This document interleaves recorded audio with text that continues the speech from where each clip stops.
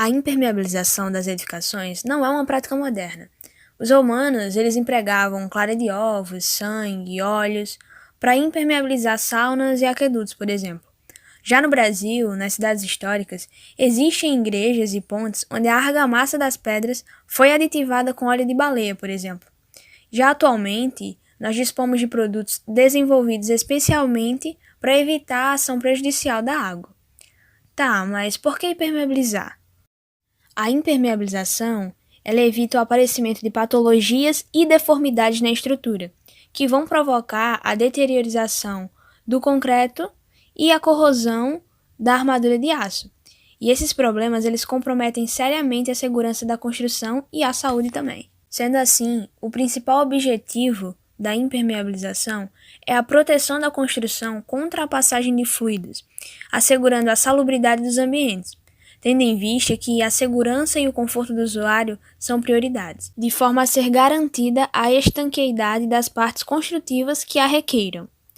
Além disso, as principais funções da impermeabilização serão aumentar a vida útil das estruturas, impedir a corrosão das estruturas de concreto, proteger as superfícies de umidade, manchas, fungos e, além disso, garantir ambientes salubres e preservar o patrimônio contra o intemperismo. Podemos dividir os tipos de impermeabilização de acordo com o ataque de água. Existem 3 tipos de ataques que a impermeabilização vai atuar contra. A primeira é a pressão hidrostática. A pressão hidrostática, ela pode atuar de 2 formas. Tendo uma pressão positiva, que é quando passamos o impermeabilizante por dentro da estrutura, e aí essa água vai atuar uma pressão positiva, porque ela vai, de certa forma, empurrar esse impermeabilizante para mais próximo da estrutura. E ela vai ser negativa, vai ter uma pressão negativa quando o impermeabilizante for passado por fora da estrutura, que é quando a pressão negativa vai empurrar esse impermeabilizante para fora da estrutura. A segunda é a infiltração e a última é a umidade do solo.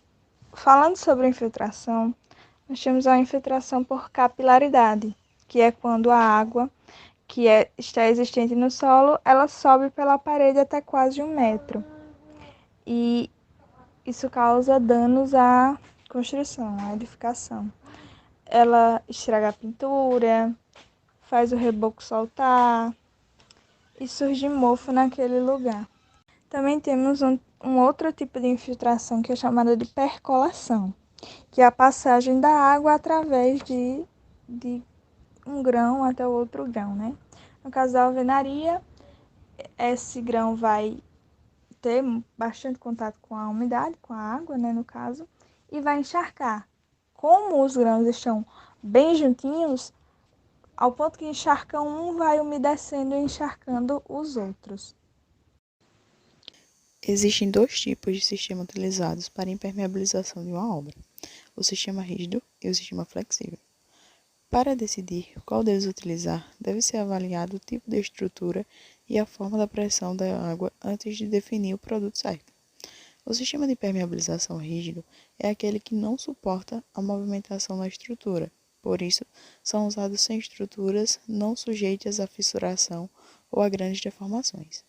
São eles as massas específicas ou aditivos para argamassas e concretos que diminuem a porosidade, também existindo aqueles em forma de pintura, normalmente usados em fundações, subsolo, poço de elevador, reservatórios e piscinas enterradas, vigas, baldrames, pisos em contato direto com o solo, entre outros. Já o sistema de permeabilização flexível é aquele que possui a capacidade de se alongar em função da exigência estrutural e de absorver a fissuração, se forem adequadamente especificados, ou seja, são capazes, pela sua flexibilidade e praticidade, de suportar a variação térmica, não só do meio ambiente, como também da ação solar sem sofrer infiltração. Esse tipo de sistema de impermeabilização permite a formação de uma lâmina protetora que evita a penetração da água na estrutura. Esse método é o mais utilizado na construção civil brasileira e se destaca por sua resistência e contrações e dilatações térmicas. Normalmente é utilizado em lajes de cobertura em geral, estacionamentos, piscinas, coberturas verdes, terraços, calhas, banheiros e lavabos, cozinhas, áreas de serviço, jardineiras e floreiras, reservatórios de água e entre outros. Para obter uma boa qualidade e evitar problemas no futuro, devemos estar ligados na tecnologia da impermeabilização, que envolve o seu projeto, consistindo em seu detalhamento, além de especificar os materiais que serão aplicados nas áreas molháveis, com água de chuva e de outros agentes da natureza. Todo projeto de impermeabilização deve seguir procedimentos previstos na norma da ABNT, normalmente a NBR 95075. Também devemos estar ligados da qualidade dos materiais e dos sistemas utilizados, na qualidade de execução, construção, fiscalização e na preservação. Fiscalização. Para uma boa fiscalização, é necessário que o profissional que vá trabalhar com essa área como fiscal conheça bem todos os projetos, inclusive o projeto de impermeabilização. É necessário que haja controle de qualidade dos substratos e dos acabamentos. É necessário também controle dos materiais e dos serviços para uma boa impermeabilização. Também é extremamente importante os testes e ensaios para saber o que vai acontecer de acordo com cada material, com cada serviço, enfim. Também é necessário definir soluções para possíveis incompatibilidades e interferências que possam ocorrer. Então, o fiscal, a pessoa que vai exercer o papel de fiscal, ele tem que ter um plano, entre aspas, bem definido de como ele possa resolver algum problema que vai existir no meio do caminho. É bom também ter os arquivos da documentação para poder revisar a qualquer momento e constar se está tudo certo. Para obter uma boa qualidade e evitar problemas no futuro, devemos estar ligados na tecnologia da impermeabilização, que envolve o seu projeto, consistindo em seu detalhamento, além de especificar os materiais que serão aplicados nas áreas molháveis, com água de chuva e de outros agentes da natureza. Todo projeto de impermeabilização deve seguir procedimentos previstos na norma da ABNT, normalmente a NBR 95075.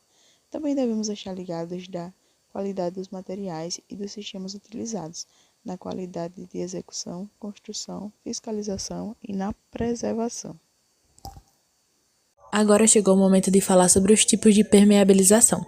Vamos começar pela cimentícia, que está presente no sistema de permeabilização rígido. Os produtos de base cimentícia eles são indicados para estruturas que estão sujeitas a pouca movimentação estrutural. É o caso, por exemplo, dos reservatórios e das piscinas, que são enterrados no solo, fundações, pisos de áreas internas e muros de árgimo. A fácil aplicação e a excelente resistência mecânica são características desses produtos, que eles podem ser do tipo argamassa impermeável com aditivo hidrófugo, argamassa modificada com polímero, argamassa polimérica, cimento cristalizante, cimento modificado com polímero e membrana epoxídica. Já os impermeabilizantes asfálticos, eles estão presentes nesse sistema de permeabilização flexível. Os sistemas de impermeabilização asfáltica, eles possuem valores maiores de alongamento, e justamente por isso eles são indicados para áreas sujeitas a movimentações, trepidações e ao intemperismo. Estão nessa categoria as membranas, as emulsões e as mantas asfálticas, bem como os asfaltos modificados e os asfaltos elastoméricos. Por ter uma facilidade de aplicação, por exemplo, a pintura, essas membranas são aplicadas a frio, são bastante utilizadas na impermeabilização de pequenas lajes com recortes, banheiros, cozinhas e terraços também. Já as membranas que são moldadas a quente, elas são mais apropriadas para impermeabilização de áreas com muro de árgimo, cozinhas, áreas de serviço, lajes externas e as piscinas também. Fim, sobre os impermeabilizantes poliméricos, podemos citar a argamassa polimérica, que ela é constituída por cimento, agregados minerais e aditivos poliméricos acrílicos. Ele é um sistema biocomponente e deve ser misturado, proporcionalmente conforme a indicação de cada fabricante. Quando ele está seco, ele torna-se um excelente impermeabilizante semiflexível, flexível ou rígido. Justamente por essa versatilidade, esse tipo de impermeabilização é recomendado tanto para impermeabilizações hidrotáticas de pressão positivas quanto negativas. Sua aplicação, quando feita a frio, ela é com o uso de rolos e telas de poliéster para estruturação. O executante ele deve tomar bastante cuidado em relação aos prazos de cura na hora de executar cada demão. Como apresenta baixa resistência mecânica superficial, é recomendado o uso de um revestimento de proteção em caso de tráfego. Além disso, esse tipo de impermeabilização é indicado para vedação e eliminação da umidade. Pode ser aplicado sobre concreto, blocos cerâmicos de concreto, fibrocimento e demais bases cimentícias. Sistema de impermeabilização rígido. Local de aplicação. A argamassa é aplicada com brocha ou projetada com equipamentos de projeção sobre superfície úmida, mas não encharcada. As demãos devem ser cruzadas com 1 kg do produto por metro quadrado. Esse impermeabilizante não pode ser exposto aos raios solares e deve ser curado com água. A argamassa impermeável é preparada na obra com a mistura de um aditivo impermeabilizante ao cimento e à água. Ela deve ser chapiscada em paredes internas ou externas para formar uma camada impermeável. São necessárias 2 ou 3 camadas com 1,5 cm de espessura. Para alisar a massa, é recomendada a desempenadeira de madeira, de modo a manter os poros. A argamassa deve ser mantida úmida por no mínimo 3 dias. A argamassa impermeável com aditivo hidrófugo. A argamassa com aditivos hidrófugos é considerada um sistema rígido, sendo assim uma boa solução para locais enterrados, muros de arrimo, postos de elevador e áreas com baixa movimentação térmica em geral. Modo de aplicação. O aditivo hidrófugo é adicionado na água de amassamento para o preparo da argamassa. Para melhor aderência em paredes, é necessário que a superfície tenha recebido uma camada de chapisco. Esse tipo de argamassa também pode ser utilizado em elementos de fundação. As vantagens: baixo custo, quando executado durante a fase de obra, não necessita mão de obra especializada. As desvantagens: sujeita a falhas durante a execução, difícil manutenção e recuperação quando começa a apresentar falhas. Preparo do substrato. A superfície deverá estar limpa, não apresentar trincas, isenta de sujeiras, ponta de ferro, partículas soltas, pedaços de madeira, desmoldantes, pinturas, tintas e vernizes, hidrorrepelentes, graxas, óleos e nata de cimento, corrigir eventuais trincas.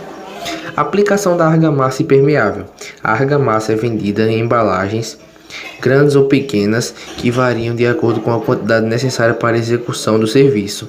Para finalizar, acrescenta-se a água, a mistura é aplicado em 3 camadas com a necessidade de se ter uma camada final de 3 cm, utilizando colher de pedreiro ou desempenadeira. Entre cada camada é necessário aplicar uma camada de chapisco para garantir a aderência entre as camadas. A finalização dos trabalhos é feita com a aplicação de chapisco e este deve ser nivelado, pois poderá receber acabamento ou servir de base para outro revestimento.